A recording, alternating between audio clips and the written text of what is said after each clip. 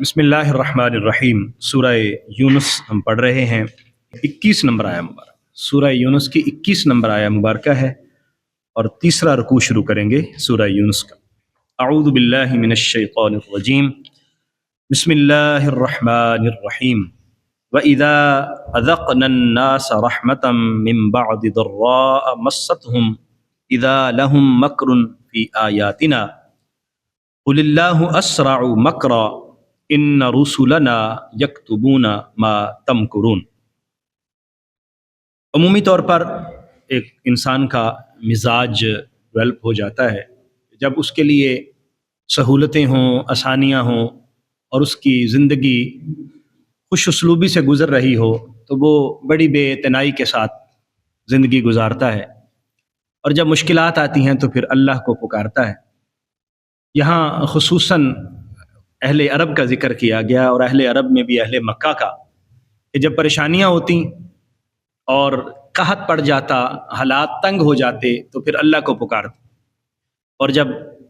رزق میں فراوانی ملتی، بارشیں ہوتی، سہولتیں پیدا ہو جاتی تو پھر سرکشی شروع کر دیتے۔ یہاں ذکر کیا گیا کہ ہم جب انسان کو مہربانیاں اور عنایات سے نوازتے ہیں تو پھر وہ مکر و فریب سے کام لیتا ہے، اور بعد میں پھر وہ مایوس ہو جاتا ہے۔ میں تم جو مکر و فریب کر رہے ہو یہ فرشتے لکھ رہے ہیں، اور اللہ تبارک و تعالیٰ تمہارے اس مکر کی سزا تمہیں دے گا، اور تمہارے فریب کا حساب و کتاب کرے گا جو تم اللہ کے دین کے ساتھ اور اللہ کے پیغام کے ساتھ کر رہے ہو۔ وَإِذَا أَذَقْنَا النَّاسَ رَحْمَةً، اور جب ہم لوگوں کو اپنی رحمت کا مزہ عطا کرتے ہیں، اپنی رحمت سے لطف اندوز کرتے ہیں، من بعد ضراء، اس مصیبت کے بعد، مستہم، جو مصیبت ان کو آئی ہو، جو مصیبت ان کو پہنچی اس کے بعد انہیں ہم رحمت عطا کرتے ہیں۔ اذا لہم مکر فی آیاتنا، تب وہ ہماری آیات میں مکر و فریب کرتے ہیں، وہ ہماری آیات میں فریب سے کام لیتے ہیں، دھوکہ دینے کی کوشش کرتے ہیں۔ قل اللہ اسرع مکرا، محبوب نے فرما دیجئے کہ اللہ تبارک و تعالیٰ تمہارے مکر کا جلدی حساب لے گا۔ یعنی تم ایسا نہ سمجھو کہ تم جو مرضی کرتے رہو اور تمہیں پوچھا نہیں جائے گا، ایسا نہیں ہے۔ ان رسلنا یکتبون ما تمکرون، بے شک ہمارے رسول، یہاں رسولوں سے مراد اللہ کے بھیجے ہوئے اور مقرر کیے ہوئے وہ فرشتے ہیں جو دائیں اور بائیں مقرر ہیں۔ دائیں والا نیکیاں لکھتا ہے، بائیں والا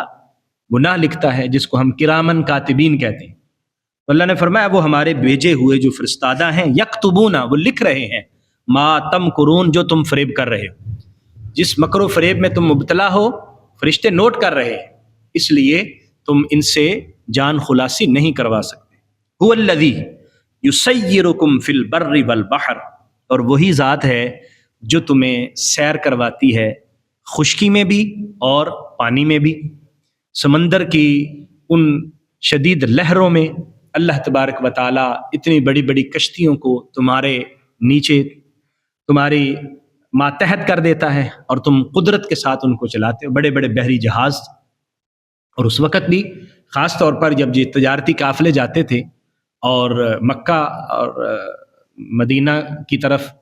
اور اس کے ارد گرد جو سمندری علاقہ سارا لگتا ہے، یہ عرب اس بات سے بخوبی واقف تھے، اور اہل مکہ والے تو ان کا مطلب یہ روٹین تھی، جو تاجر لوگ تھے ان کا بحری سفر بھی چلتا رہتا تھا۔ تو یہاں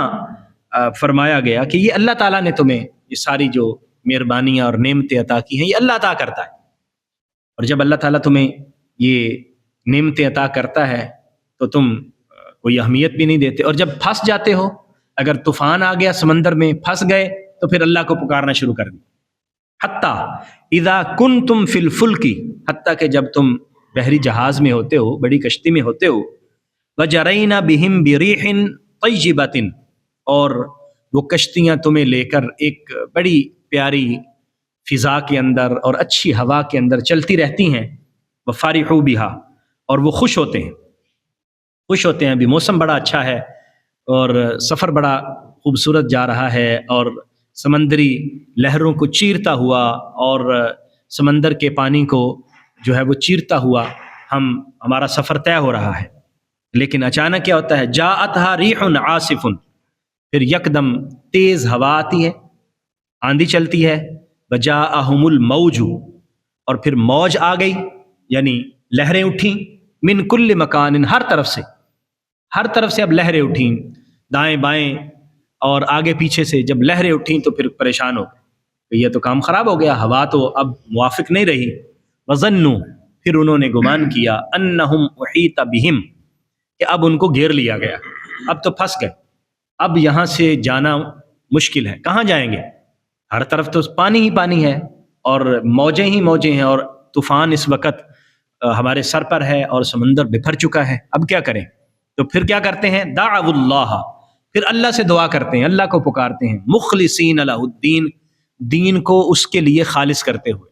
پھر اللہ کی بارگاہ میں دعائیں کرتے ہیں، یا اللہ اس مصیبت سے ہمیں بچا لے، آج بچ گئے تو بس پھر اس کے بعد تیرے ہی بندے بنیں گے، پھر کسی کے سامنے سر نہیں جھکائیں گے، تیرے شکر گزار بندے بنیں گے، یہاں سے ہمیں بس بچا لے، اگر تو یہاں سے ہمیں بچا لے گا، لئن انجیتنا، اگر تو ہمیں یہاں سے نجات دے دے گا، من ہذہ، یعنی اس مصیبت سے ہمیں بچا لے گا، لنکونن من الشاکرین، تو پھر ہم شکر گزار بندے بنیں گے، شکر کرنے والوں میں سے ہو جائیں گے، لیکن جس مصیبت میں ہم پھنسے ہوئے ہیں یہاں سے ہمیں بچا لے۔ فلما انجاہم، اور جب اللہ انہیں نجات دے دیتا ہے، اللہ تبارک و تعالی وہ ان سمندری لہروں سے وہ بچ جاتے ہیں اور اللہ انہیں بچا لیتا ہے، اذا ہم یبغون فی الارض، پھر زمین میں اسی طرح سرکشی شروع کر دیتے، بغیر الحق، نا حق تو یہ تھا کہ اب اللہ کے بندے بنے، اب اللہ کے سامنے جھکنے والے بنے اور اپنی سرکشی کو چھوڑ دیں، لیکن جب سمندری طوفان ختم ہو گیا اور بخیر و عافیت وہ ساحل تک پہنچ گئے، اپنے گھروں میں لوٹ آئے، تو آ کے پھر وہی کام شروع کر دیتے، اور پھر کوئی کہتا ہے یہ تو میری مہارت تھی کہ ہم وہاں سے بچ کے آ گئے، میں نے جہاز کو ایسے ٹھیک کر لیا، کشتی کو ایسے سنبھال لیا، پھر یہ کر لیا۔ اللہ فرماتا ہے وہ تو سارا ہمارا کرم تھا کہ ہم نے تمہیں وہاں اس مصیبت سے نجات دی اور اس پریشانی سے تمہیں محفوظ رکھا، لیکن تمہارے صورتحال کیا ہے کہ تم بچ کے آتے ہو تو پھر اپنے علم اور اپنے تجربے کو فخر سے بیان کرتے ہو اور اللہ تبارک و تعالیٰ کا شکر بھول جاتے ہو کہ ہم نے تو وعدہ کیا تھا کہ یا اللہ تیرے شکر گزار بندے بنیں گے۔ یا ایھا الناس، اے لوگو، انما بغیکم علی انفسکم، تمہاری اس سرکشی کی سزا یہ تمہیں ملے گی، یعنی اس سرکشی کا وبال یہ تمہارے اوپر ہی ہے، اللہ کو تو کوئی فرق نہیں پڑتا، تو نہ بھی مانو گے تو اللہ کی بادشاہت میں اور اللہ کی قدرت میں تو کوئی فرق نہیں پڑے گا، سرے منہ اللہ تبارک و تعالیٰ کو، یعنی قدرت الہی میں کوئی فرق بھی نہیں آئے گا، کچھ بھی نہیں ہوگا۔ متاع الحیات الدنیا، یہ دنیاوی سامان ہے، یہ دنیا کی زندگی ہے، تم جتنا جی لو گے بالآخر تو تمہیں اس دنیا سے رخصت ہونا ہے۔ ثم الینا مرجعکم، پھر تمہیں ہماری ہی طرف لوٹ کے آنا ہے، فننبئکم، ہم تمہیں بتائیں گے، بما کنتم تعملون، جو تم عمل کرتے رہے، ہماری بارگاہ میں آؤ گے پھر تمہیں بتائیں گے۔ تو یہ پھر یعنی مرنے کے بعد یا اللہ کی بارگاہ میں حاضر ہونے کے بعد قیامت کے دن ہی اللہ تبارک و تعالیٰ نہیں بتائے گا، اصل تو اس وقت سزا ملے گی، لیکن قرآن کی آیات نازل ہوئیں اور یہ آیات ہمارے لیے بار بار بیان ہو رہی ہیں کہ یہ کافروں کا طرز عمل ہے کہ وہ اللہ کا شکر ادا نہیں کرتے، وہ جو بھی اللہ ان کو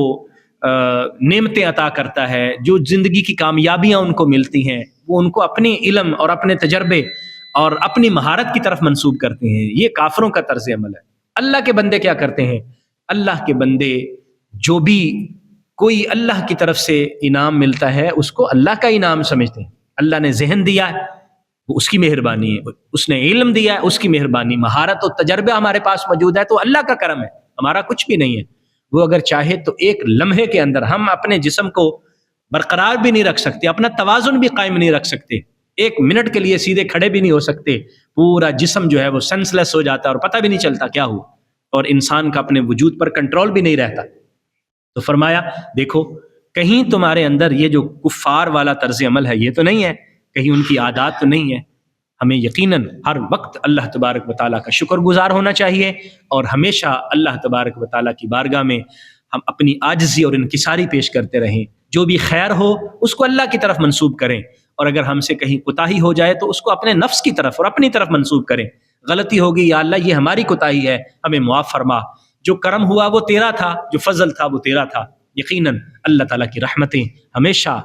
ہمارا استقبال کریں گی اور ہمیشہ ہمارے اوپر سایہ فگن رہیں گی۔ اللہ تعالیٰ ہمیں توفیق عطا فرمائے، آمین۔ وآخر دعوایا ان الحمد للہ رب العالمین۔